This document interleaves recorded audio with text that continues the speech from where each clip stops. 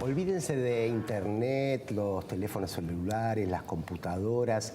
El invento que revolucionó la economía del siglo XX, según algunos expertos, fue el humilde lavarropas, porque liberó a millones de mujeres del trabajo doméstico, las incorporó masivamente a la fuerza de trabajo y eso provocó que después de la Segunda Guerra Mundial la economía de Estados Unidos y otros países occidentales tuviera un auge enorme. Ahora, cuando esas mujeres, Silvia, Mabel, entraron al mercado de trabajo, se encontraron que sus salarios eran considerablemente menores de los hombres que ya estaban trabajando y cuando volvían a sus casas tenían que poner el lavabo de ropa tenían que seguir lavando la ropa, eso sí, esta vez con la ayuda de unas máquinas, pero su situación no sé si mejoró, empeoró, pero en todo caso este será el tema de asuntos públicos de esta noche porque, bueno, la economía femenina o la economía feminista, estamos hablando de esto a propósito de que acaba de salir un libro muy interesante del cual vamos a conversar en extenso esta noche. Sí, además las mujeres en las empresas generalmente no tienen las mismas oportunidades en su carrera que los hombres. Hay una encuesta sobre 22.000 empresas en 91 países y solamente el 5% de esas empresas tiene alguna mujer en sus directorios. Hay países que han decidido hacer políticas activas para las carreras de las mujeres, pero bueno, sin embargo todavía no se notan los resultados. Claro, el tema es que hablamos de cuando hablamos de trabajo, ¿no? Si hablamos de trabajo formal, el trabajo que se hace fuera de la casa, el trabajo productivo clásico, pero el trabajo es mucho más que el trabajo que se hace en las empresas o en la vida cotidiana fuera de las puertas del hogar, porque dentro del hogar hay un montón de trabajo que no está repartido equitativamente hace siglos y ahora, en este último siglo, que vemos que la incorporación de la mujer a la fuerza de trabajo laboral fuera de su casa ha sido masivo, eso no ha significado un reparto equitativo del trabajo que se realiza puertas adentro y que es intenso y que sigue recayendo sobre las espaldas principalmente de las mujeres. Bueno, Mercedes D'Alessandro, gracias por estar esta noche con nosotros, es doctora en economía, ha sido profesora de la Facultad de Ciencias Económicas y escribió un libro sumamente interesante que acaba de salir a las librerías, Economía Feminista, cómo construir una sociedad igualitaria sin perder el glamour. Vos te dedicás a este campo, es un campo nuevo de la economía, el de la economía feminista. Sí, es un campo que en realidad viene creciendo y desarrollándose desde los 90, hay un montón de trabajo sobre el tema, pero creo que estaba de alguna manera un poco encapsulado dentro de las paredes de la academia y ahora con bueno, una demanda masiva de la sociedad después del Ni Una Menos en Argentina y de fenómenos que nos empiezan a llamar la atención a las mujeres acerca de estos temas, creo que empezó a aparecer más en el debate público, ¿no? Como decía Mabel recién, y bueno, vos también con lo del lavarropas, no fue solo el lavarropas, sino también, por ejemplo, las pastillas anticonceptivas que hicieron que cayera la tasa de natalidad de 5 hijos promedio por mujer a 2,5 en los últimos 50 años, digo, y eso también nos ha librado de bastante tiempo de trabajo. Las mujeres en los 60, solamente 2 de cada 10 trabajaba fuera del hogar, el resto era ama de casa, ¿no? Entonces la familia tipo era la mujer ama de casa, el marido que ganaba el pan y tenía el ingreso familiar que sustentaba a la familia y los hijos. Hoy son 7 de cada 10 las mujeres que trabajan fuera del hogar, pero como decía Mabel recién, no dejaron de realizar esas tareas de ama de casa full time que tenían antes y eso hace que tengamos las mujeres una doble jornada laboral.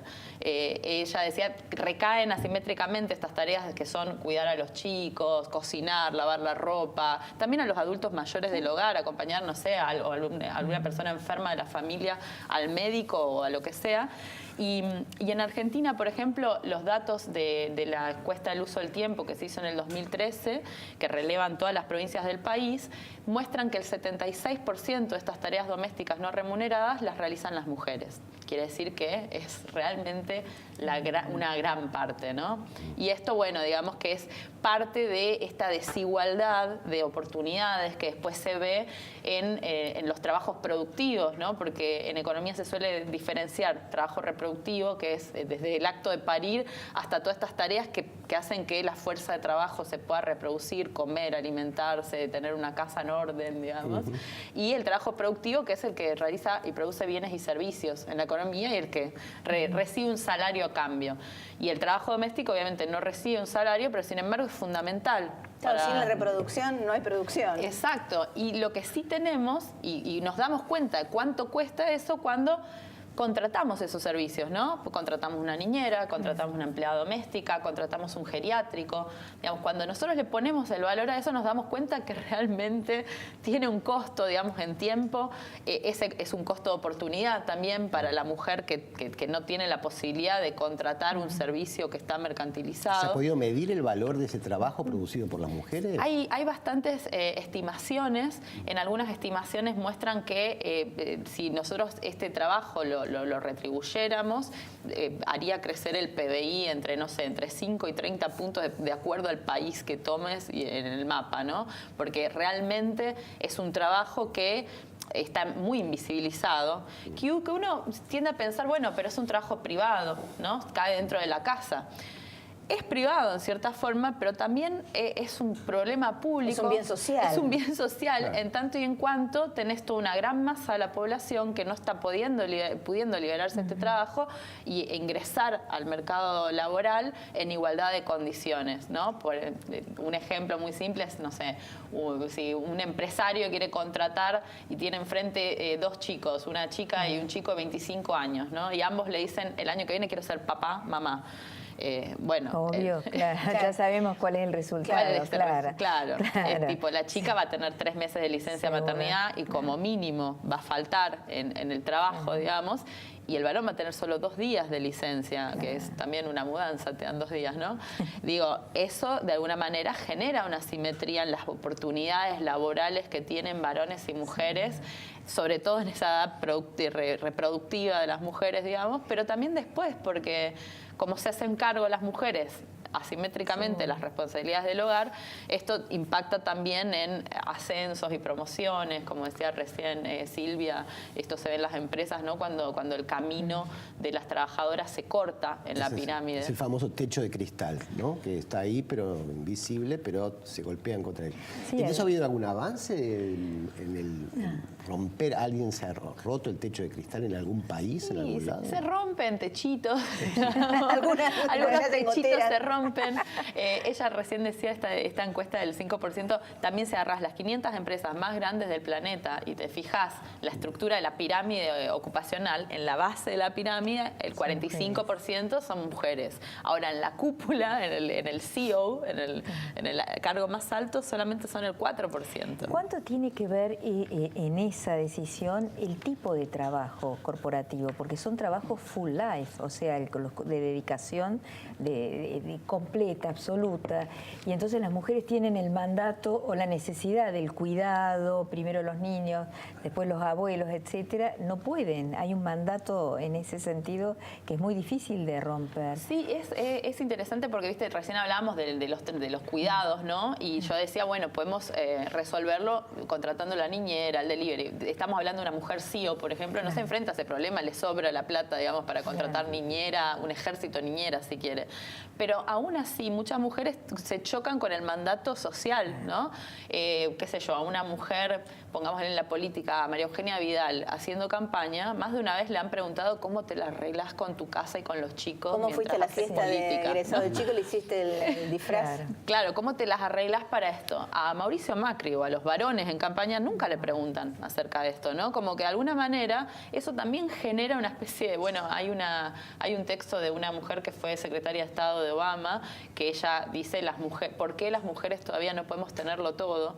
Y habla un poco de esto, dice, todavía nos demandan a nosotras que además de ser secretaria de Estado y ser la mujer más top en la jerarquía política, seamos una madre impecable, una esposa amorosa y una trabajadora dedicadísima, ¿no? Y además que esté perfectamente arreglada y bonita. Ir a la peluquería. Y que vaya a la peluquería, claro, ¿no? exacto. Son demasiadas exigencias en un tiempo muy corto, ¿no? Es decir, de estos cambios de 100 años. 100 años en la historia de la humanidad es muy poco y son muy veloces, ¿no?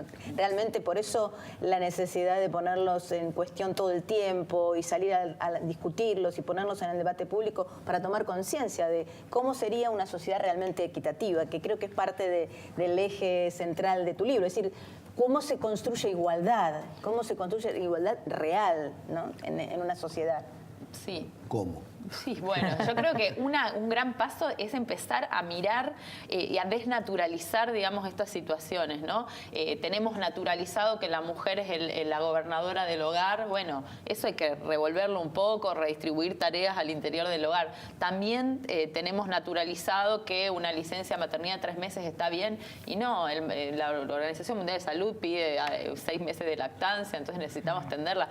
Tenemos naturalizado que los varones no se toman licencia de paternidad. Bueno, eso también hay países que sí se los toman, que pueden incluso optar y están obligados a optar. Exacto, mínimo 6 meses. Pueden hasta un año. En Alemania, por ejemplo, pueden un año. En Alemania, en los países nórdicos, en Suecia. Es un tema de políticas públicas. Es un tema de políticas públicas porque, como decía, nosotros, sobre todo en los países en los que hay mucha desigualdad de ingresos, ¿no?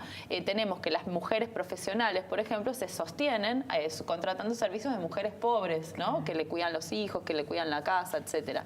Y ese es un problema también, porque el trabajo doméstico está sumamente feminizado, más del 95% de los trabajadores domésticos son mujeres. Además es un trabajo muy mal pago, muy precario, a pesar de la regulación que tuvieron las empleadas domésticas en las últimas leyes, todavía siguen el 80% precarizada, digo. Y cuando uno piensa en mejorar los ingresos de las empleadas domésticas, se enfrenta con la cuestión de que el ama de casa, la mujer profesional, digamos, que quiere salir, no va a poder costearlo. Entonces tenemos un doble problema, ¿no? Porque a una le estamos queriendo hacer subir, pero a la otra la estaríamos bajando. Entonces ahí es donde el Estado aparece con una posibilidad de solucionar con un sistema de cuidados, por ejemplo, jardines maternales, geriátricos, lactarios, digo, una estructura que permita de alguna manera sociabilizar algunos de estos cuidados que redundan en que mujeres y varones puedan permitirse una inserción más cómoda, digamos, en el mercado de trabajo. Además, el costear los trabajos de la casa tiene que ser, es generalmente el presupuesto familiar, pero siempre es si conviene o no, de acuerdo a lo que gana la mujer, si vale la pena que trabaje, porque cuánto tendría que costear esos trabajos. Eso ha sido históricamente. Entonces, bueno, si no te gusta ese trabajo, ¿para qué lo vas a hacer? Entonces, esa tensión que ha sido en décadas de muchas mujeres que tenían trabajos no demasiado gratificantes, no profesionales, pero sí que significaban una autonomía personal. Bueno, eso también, y cómo cambiar, ¿no? También cómo cambiar la mirada de ponerle un precio al trabajo doméstico, y si alguien lo quiere hacer, lo hace, pero es remunerado, no te doy, o es parte de un amor familiar, y después... La pregunta es, ¿quién paga ese trabajo doméstico? ¿Quién se hace cargo? Sí, bueno, por ahora lo pagan y se hacen cargo las mujeres, ¿no? Claro. Entonces ahí tenemos una cuestión. Pero además yo pensaba recién también, acá estamos pensando como familia, y también uno tiende a pensar en la familia tipo, ¿no? Claro. La familia tipo esta que decía la mamá, ama de casa, el papá, breadwinner, como se dice en Estados Unidos. Un dato de Estados Unidos, no tengo la Argentina, pero en Estados Unidos muestra que en los 60, el 65% de los niños menores de 15 años vivían en una familia tipo, de esta mamá, ama de casa, papá trabajando. Hoy son solamente el 22%. Quiere decir que esa familia tipo ya casi no existe. Claro. Y asistimos a unas familias ensambladas, familias monoparentales, familias del mismo sexo, con padres del mismo sexo. Digo, el concepto de familia también cambió, y eso trae nuevas demandas que el mercado laboral no está resolviendo, porque sigue pensando y está estructurado para responder a una familia tipo anacrónica, que ya está en extinción, digamos, y que incluso también podemos pensar pensar en qué impacta que el mercado laboral sea tan intenso y tan asimétrico con esta nueva familia y cómo rompe a veces también incluso esta armonía del hogar, digamos, porque hay pujas y tironeos y los mandatos que pesan y mujeres que quieren liberarse y hombres que también quieren participar en los cuidados y a veces está mal visto, ¿no? Digamos, el movimiento feminista ya tiene muchos años, pero da la sensación de que hay una aceleración histórica ahora, ¿no? Por lo menos en la Argentina hemos tenido este año un impacto muy importante con la campaña de Uno Menos y ya hay como una nueva revolución de las mujeres. Vamos a seguir hablando de este tema y de la economía de las mujeres y la economía feminista cuando volvamos enseguida.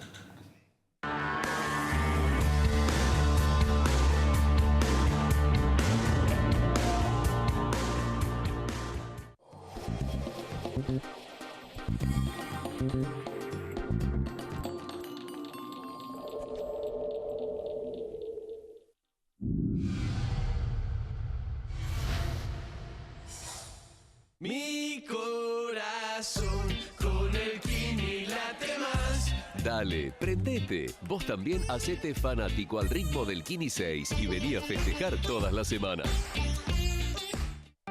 En Provincia Seguros, nuestro compromiso es con vos, porque te brindamos la tranquilidad de tener todo asegurado para que solo pienses en desarrollar tus proyectos tal como lo soñás. Llama al 0810-222-2444. Consulta con tu asesor de seguros o en nuestras sucursales. Provincia Seguros, una empresa del Grupo Provincia.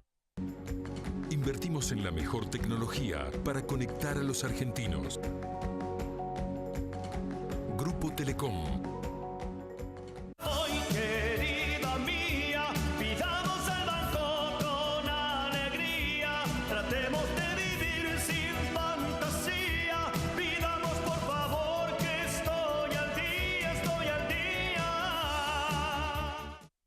El fruto de nuestro trabajo es parte de tu mesa. Por eso, queremos que nos conozcas. En Monsanto ayudamos al campo a producir más alimentos cuidando los recursos naturales. Entrá a Descubrí Monsanto y sé parte de la conversación.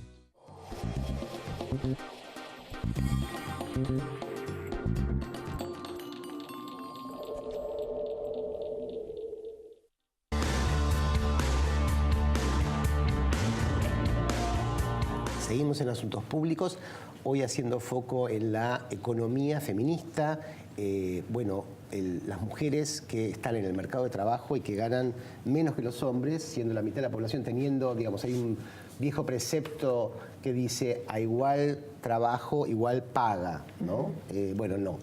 No se cumple. Y encima trabajan más, porque tienen que trabajar en su casa. Y la Argentina, me imagino que no está en este ranking, digamos, de remuneraciones femeninas bajo masculinas en el mundo, comparado con las masculinas en el mundo. ¿Cómo está ubicada? No está tan bien. Está, la brecha salarial en Argentina es del 27%. Es alta en el contexto latinoamericano. En Brasil, en Chile está en 23, 24. Igual son todas más o menos parecidas. Pero lo que tenés es que en Argentina tenemos más de un tercio de las trabajadoras precarizadas, ¿no? En trabajos precarios. Y en esos trabajos precarios la brecha se amplía hasta cerca del 40%. Esto también viene de a cuento de lo que hablábamos del trabajo doméstico no remunerado. Si yo soy una mujer que tiene 2 hijos y que tiene que encargarse de esas tareas, esté casada o esté soltera, no importa, ¿no? Saquemos ya eso. Obviamente, si me ocupo 8 o 10 horas, quizás tenga problemas para atender mis demandas familiares, con lo cual las mujeres están más propensas a ocupar menos horas de trabajo fuera del hogar, ¿no? Obtener trabajos más precarios, y esos trabajos más precarios redundan también en salarios muy bajos, porque cuando vos trabajás por hora no es lo mismo que trabajes por una jornada de 8 horas, y bueno, y eso también con las consecuencias sobre todos los beneficios que tienen los trabajadores formales, el aguinaldo, las licencias, etcétera. Entonces digo, también está el problema de la precarización en Argentina, que es un problema de larga data, que si bien el último gobierno se puso como un objetivo, bajó en algún momento la tasa y después se quedó planchada, ¿no? Y hoy también está ahí empezando a subir un poquito, digamos que ese problema es un problema que no se resuelve y que afecta también asimétricamente a las mujeres. Además de que también sufren más desempleo, son varios los indicadores que muestran que las mujeres están en peores condiciones en el mercado. ¿El desempleo femenino es mayor que el masculino?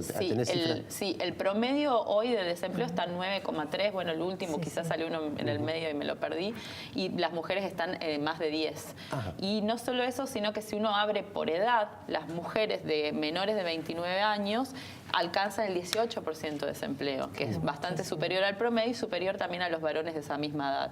Y eso es claro, porque tengan hijos, porque puedan tenerlos, es que tienen esas restricciones de contratación. Sí, exacto. Y además también, bueno, otro dato que surge cuando uno, porque digo, en economía se suele hablar muchas cosas, ¿no? El tipo de cambio, la devaluación, etcétera, pero difícilmente uno encuentra economistas discutiendo acerca de estas brechas, que para mí son muy importantes porque nos dan nuevas herramientas también para pensar la desigualdad y para hacer política, ¿no? Si nosotros podemos detectar que las mujeres de tal edad sufren más desempleo que los varones, bueno, ahí podemos también trabajar en cómo las insertamos y cómo recuperamos esta fuerza de trabajo. Pero esto es paradójico porque parecería ser que la capacitación de las mujeres es cada vez mejor, ¿no? De hecho, en la Argentina hay los estudiantes universitarios, entiendo que las mujeres son mayoría. 60% de estudiantes graduados universitarios son mujeres. Ajá. Ayer justo presentaba el libro bueno, el otro día en la Facultad de Ciencias Económicas, y en la Facultad de Ciencias Económicas la matrícula de las mujeres creció 7 veces desde los 90 hasta ahora, desde los 80 hasta ahora, y la de los varones solamente se duplicó. Digo, hubo una entrada masiva de mujeres a la universidad, y como vos bien decís, hoy las mujeres tenemos un año en promedio más de estudios que los varones, y somos mayoría en las aulas. Y hay otro fenómeno, las mujeres también aumentaron la matrícula en los cursos de posgrado. Sí. Te dicen que llegan mucho mejor preparadas que los hombres a los puestos, digamos, de cierta responsabilidad, mejor preparadas, con mejores promedios, más capacitadas, tienen habilidades, pero hay otro fenómeno, y es que en los sindicatos las mujeres brillan por su ausencia. Los sindicatos que podrían ser aliados aún en mejorar, los que tienen mayoría femenina, aún los que tienen mayoría femenina, que podrían ser aliados en mejorar justamente estas condiciones de trabajo, exigir a las empresas que por el número de empleados deberían tener guardería, lactarios, etcétera, no están las mujeres, o sea que son políticas que se abandonan. Sí, en la CGT, la última conformación de la mesa, que son, no sé si 35 o 37 secretarías, hay solamente 2 ocupadas por mujeres. Exactamente. Gremios feminizados, como decía recién Mabel, como el de educación, dirigido por varones.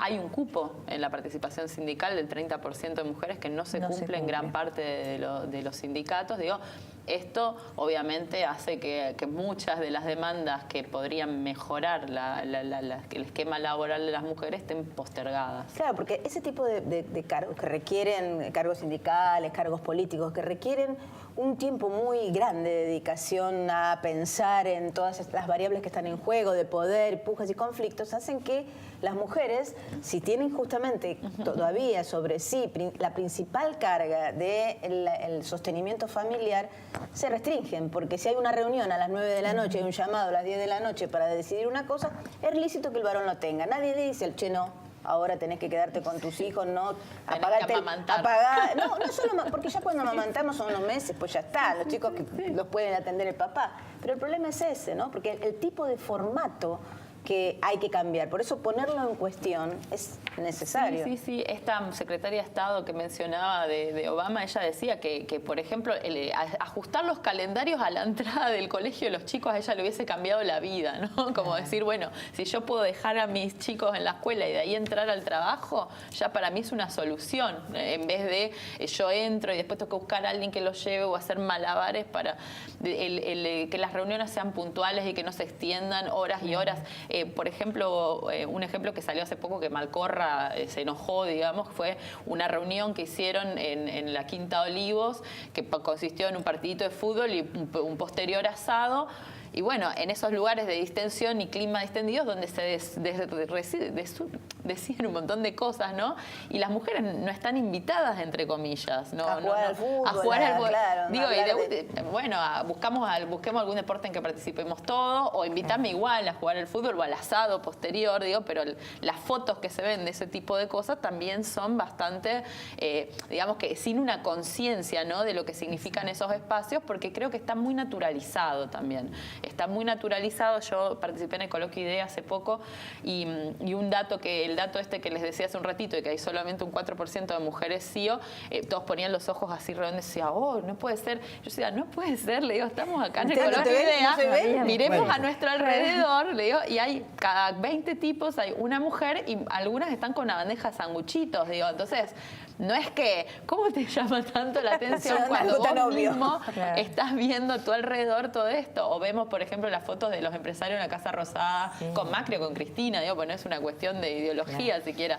Y ves y de toma aérea todas las peladitas, ¿no? Digo, y cuesta también encontrar una melenita ahí, algo, bueno, un trajecito. por suerte no somos Chile, ¿no? Donde acaba de suceder un hecho horroroso, donde la Cámara Empresaria, al celebrar su reunión anual, le regaló al ministro de Economía una muñeca inflable. Es terror. Eso fue tremendo. Bueno, pues me parece que en la Argentina eso no pasaría. Esperemos que no regresara. Y hay un dato interesante porque vos ponés, escribiste... En el minuto que te queda.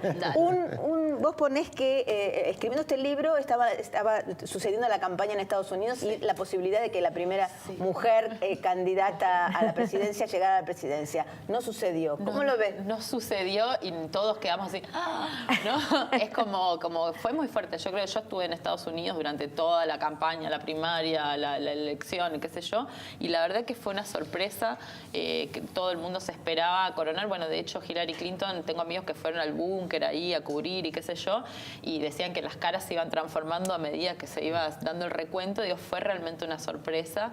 Estados Unidos nunca ha tenido una mujer presidenta en su historia. Al junio del 2016 solamente 9% de los países en el mundo tenían una mujer primer ministra o presidenta. Digo, estamos hablando de un fenómeno bastante fuerte, ¿no? Y gana un misógino, además. Y bueno, además gana un misógino y gana además con mayoría de votos femenino también, entonces... Bueno. Y por eso esa frase, has recorrido un largo camino. Todavía resta mucho para terminar ese camino. Mercedes Alessandro, gracias, felicitaciones por tu libro, que más que recomendable, Economía Feminista, Editorial Sudamericana. De lectura imprescindible. Esto fue Asuntos Públicos, hasta el jueves que viene.